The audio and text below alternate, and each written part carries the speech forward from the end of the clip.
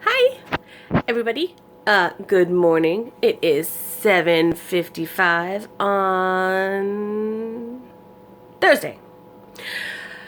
Um, do you like this is behind my bed. It says love there, sparkle, and sparkles, because if you don't know this about me, I am a sparkle glitter fanatic. It's pretty ridiculous. And that one says hello, beautiful, to remind me that I am beautiful, and you are beautiful. All my little love bugs, beautiful butterflies, and cute caterpillars. Mallory makes fun of me for doing that, but whatever. Mallory can suck it. Mallory is my sister, in case you don't know.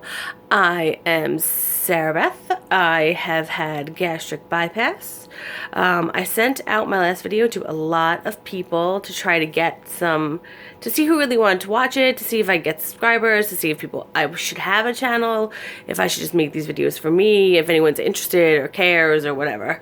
I got weird responses, but some really good ones too. I don't know yet. Still, people want to see these things happen from me, but we're going to give it a shot. I feel like I don't have teeth. I have little teeny tiny baby teeth. Teeny tiny. My cousin Lauren's probably watching this and dying. She's a dental hygienist. Look at how tiny my teeth are. Oh my god, those are such full of teeth, Lauren. I think your mom and my dad had those teeth. Except mine are not jacked up like our parents were. Side note. So I just thought I would come on and introduce myself again to everybody who didn't know or doesn't know. Like, some people were like, when did you have surgery and what did you have surgery for and stuff like that. So I had gastric bypass in July 11th, to be precise, of 2016. Mallory Lynn, my sister, had gastric bypass June something. I don't know her date anymore, of 2016. We did it a month apart. Mallory and I, are the only two people left in our immediate family.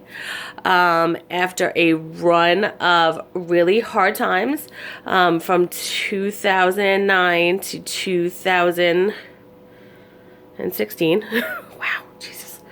You forget how long it is when it just happens to you continuously. We've lost a large amount of our family. Started with my grandmother, one of my aunts. Then my father retired from teaching, and my dad then went into congestive heart failure, and it ended up that his descending aortic valve was not working as well as his mitral valve. And when they did the scan, they found a tumor in his bronchial tube. In his bronchi tube. I don't know what it's called now. I can't think of tenses. It's 7:55 in the morning on Thursday. I have not gone to sleep yet. So I may make absolutely no sense in this video. It's quite possible. It's probably likely. When they went in to do the biopsy of that, he coded on the table. It was vascular. Because of the congestive heart failure, he couldn't really get the blood that was happening to get through his body. So he got put on a ventilator. They did a surgery on him about, I don't know how long. Those are all things that Mallory and I can talk about. Like, it's funny, like, we get the time hop stuff will come back up, and we're like, did it happen then? Was he in the hospital that many days? I felt like it was like 3 days, and it ends up being longer. And then sometimes, some years we get it and it's less. So I don't know. I honestly can't, I just don't know. It was a shock, that whole thing. So, I mean, as much as we knew he wasn't well, we just thought he would have the surgery and get better. And then it was just crazy. So, he does have the surgery. While he's not really conscious, he never got off the intubation tube, never got really out of sedation. And, he was in surgery for 13 hours, I want to say, 12 to 13 hours. It was beautiful. They replaced the valves. They did a quadruple bypass. He just was gorgeous. It was wonderful. The doctor was really hopeful, super excited. But my dad wasn't. We went to go see my dad the day or two after, and he started to cry and get really upset. And my dad does not cry, and he was still intubated, and he hates to be intubated. He was once before and knows that that's hard. My dad was like a real manly man and never wanted to be a burden or be super sick like that. So I had a feeling something was going to happen. We didn't go the following day because I wanted to let him rest. I didn't want to get him upset. When you're in a cardiac ICU, I don't know if you know this because I didn't beforehand, you're not really allowed to stay in the cardiac ICU with the person. You are kind of like, you have to, like, they don't even have chairs in the room. It's weird. The nurse is in there in a chair for the whole time, usually. What's happening there? You get to go in and you get to talk to him and hang out for a little bit, but that's pretty much it. You don't get to sit. It's really weird. You don't get to, like, you know, when someone's in the hospital, you can sit usually and stay with them for like hours. You can't there. You can go in for like 10 minutes and then they tell you to leave, and the waiting room outside of the cardiac ICU is always full. So it's a strange situation. So we left the day before, after that whole thing happened. I remember I texted my friend and I said, I'm really nervous. I don't know if I feel like he's given up. Which in hindsight, I know that he didn't. I just know that his body was done. And we got a phone call the next day that he had passed away. So, it was crazy. It was shocking. My parents were married 32 years at the time, but had been together 7 before that. So my mother was devastated, and we partially say that my mother died that day. This is totally like a getting to know Sarah video. So I'm going to make sure that I put that on the title. So that's how my dad passed away. And I don't mean to sound cold or seem cold about it when I talk about it, because I'm not like weepy or anything, but it's just been a while, and it's been a long time, and of succession of passing away. My grandmother got cancer and was gone in 3 months, and she was one of my best friends in the whole entire world. And so it was just weird. Like, we had lost 3 people that year, including my dad. And then because my dad was November of 2009, and he was 61. And then who died next? Mom got sick, and she started getting pneumonia a lot, and her sodium started to drop. So that's what I wanted to tell all of my keto loves. I'm so mad I can't be on that keto situation with you, but all of my keto friends, they do make these things called salt tablets, and you can request them at your local drugstore. Smaller drugstores, like mom and pop drugstores, I find have them more likely. But you can have, like, if you go behind the counter at like a CVS, which you can't do obviously, but you can talk to a pharmacist, they can usually order them for you because runners need them. But when you have lung cancer, which is what we found out, because my mom kept having pneumonia, and she kept having what they thought were drug overdoses, because she would like black out and would become like very lethargic and almost to a point of being in a coma a few times. And it's from her sodium dropping so low. So a sodium drop is really, really super serious. It's literally the equivalent of like a diabetic having a sugar drop or a sugar spike. It's that same kind of a situation. Like, you can go downhill really fast, and you get confused, and it's messy. So yeah. Oh, my hair. I got a haircut, and I took a shower at 3 o'clock in the morning. I've been sick. I've had a migraine for about 7 days now. So, and then I got really sick from it. I was like puking, and so I was in bed for like 3 days. Literally just slept 3 days straight. And so then I was up again last night because my head just hurt so bad I couldn't even sleep. So I actually did a really, really bad thing. I took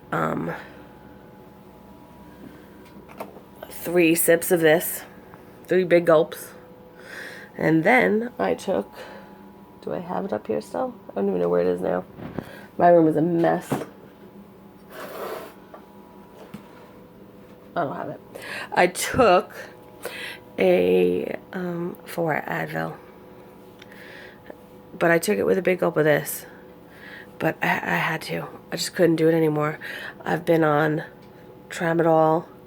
I've been on some crazy muscle relaxer I can't even pronounce, that's used for like people with like MS, because my other muscle relaxers aren't working at all for me anymore. I'm having a very hard time pain-wise with these headaches, and I've had multiple car accidents, so I get really bad back spasms, and my neck is like in a perpetual state of whiplash.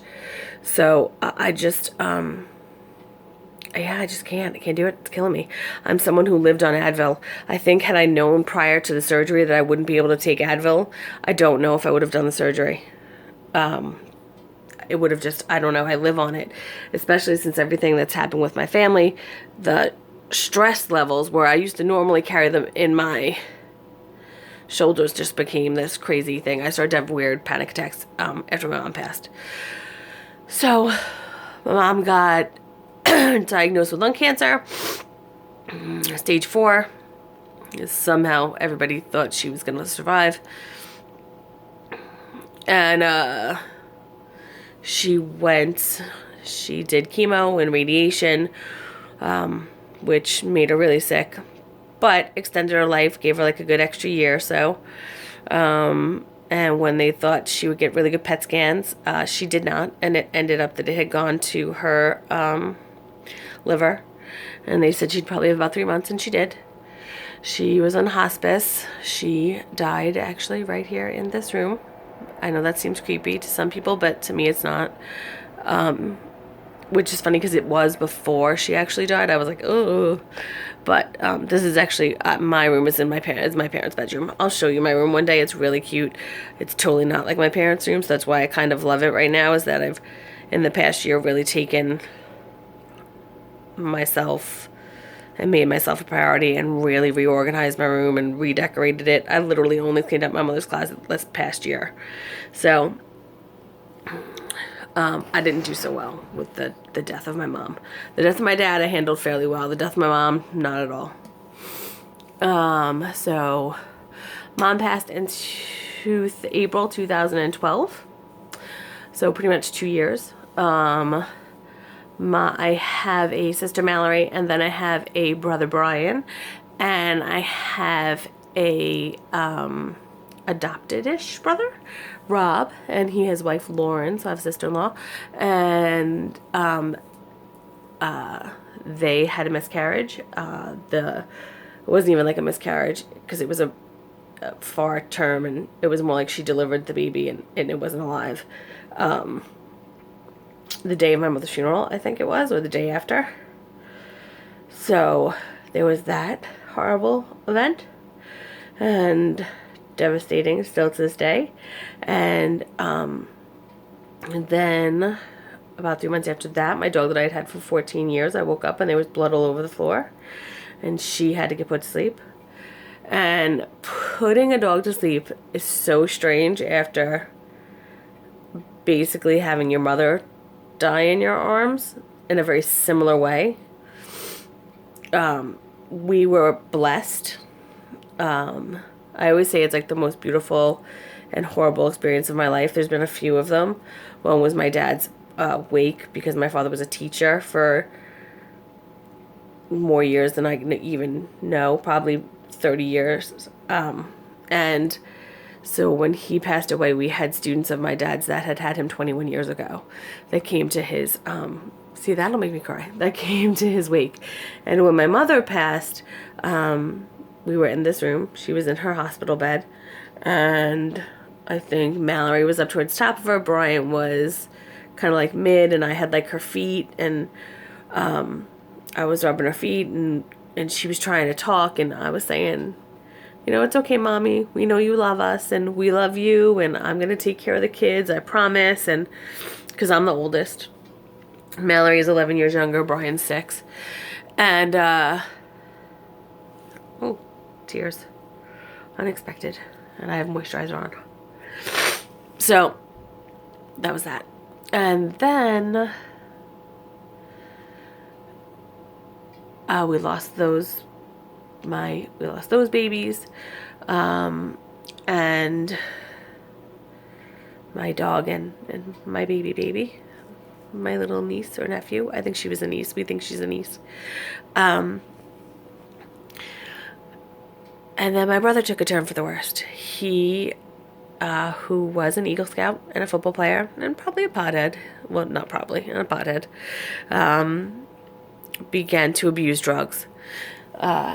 We are a very tight-knit family. We are that ridiculous family you see on a sitcom that, like, everybody's in the kitchen singing as they're cutting up vegetables and shucking corn and cooking, seasoning the meat, and music's blasting, and my dad's out barbecuing with a beer, and my mom's inside making the side dish, and then we're all outside in the backyard in the summer, or my dad barbecued all year round, so he's in the den in the winter watching Jeopardy as he goes in and out. Ran into the screen door once. It was really funny. He got so mad at us for laughing.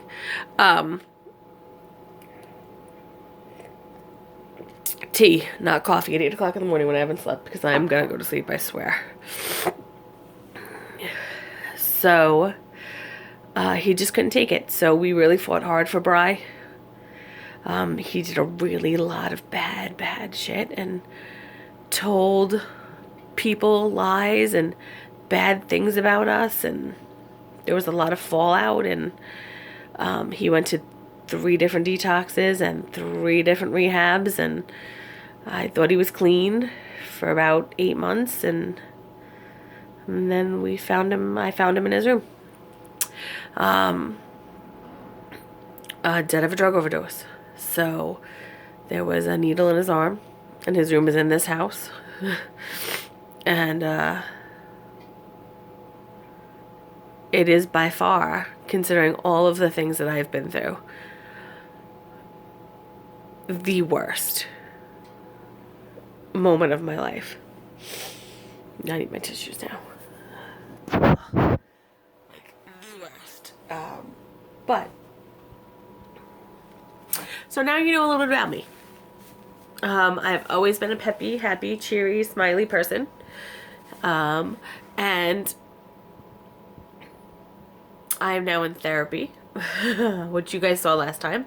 So that's really good. I have this amazing therapist, and he really knows how to get to me, and we meditate and we do all types of really crazy, just really good stuff. So I love that. I love him. I may have a job interview Friday for a nanny position, so let's cross our fingers, because not working is not good for me. My brain goes to places that it shouldn't. Brian died in March of 2014, a month after his birthday. So that was why the holidays are especially hard, because Daddy died in November. Thanksgiving was his favorite holiday. Then there was Christmas.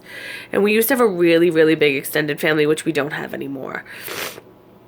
We are lucky and blessed because we have my Aunt Jane and my Uncle Phil and my cousin Lauren and her husband Anthony and their little baby and their new little baby to come. It's a little girl. I can't wait. I'm going to sparkle her to death. So that's lucky.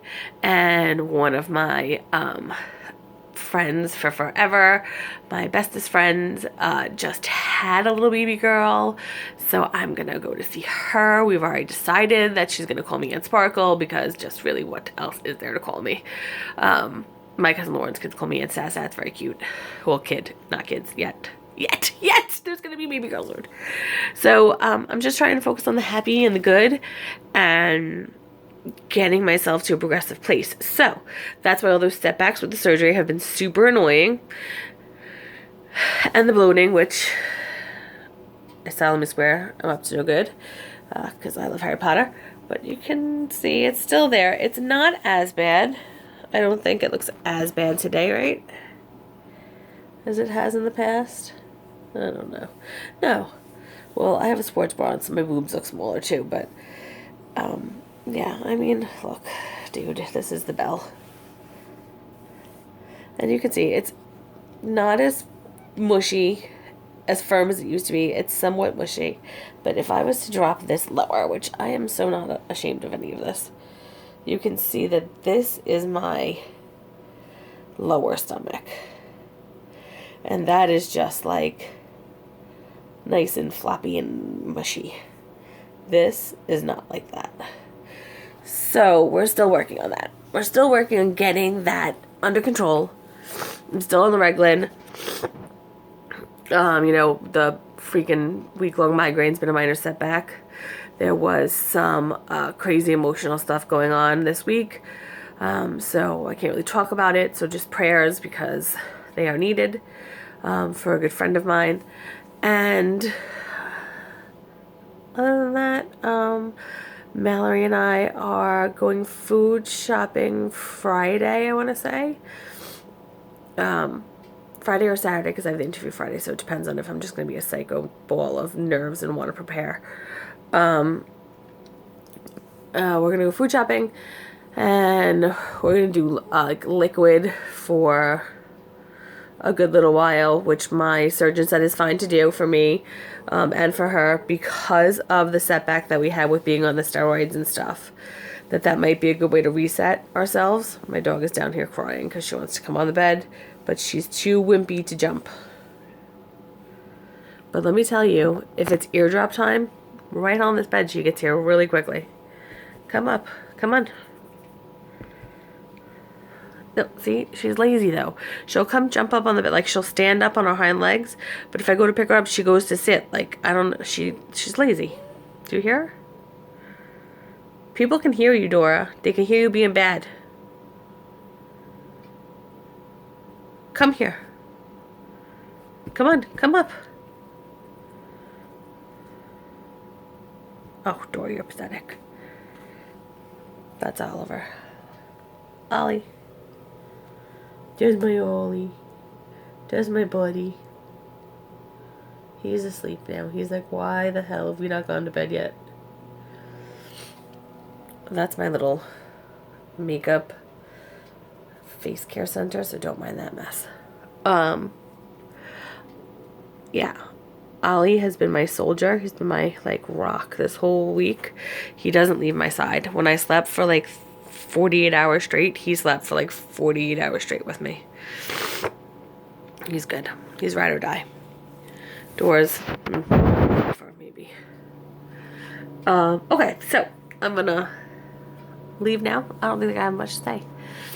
So Mallory and I are going to go shopping on Saturday. We're going to do liquids for that week. I'm going to show you, I started a video showing you the vitamins and shit that I take. But I wanted to show you the green drinks that I do. So that should be up in the next day or so. I'm going to try to splice 2 videos together. Try to do an edit. Imagine that.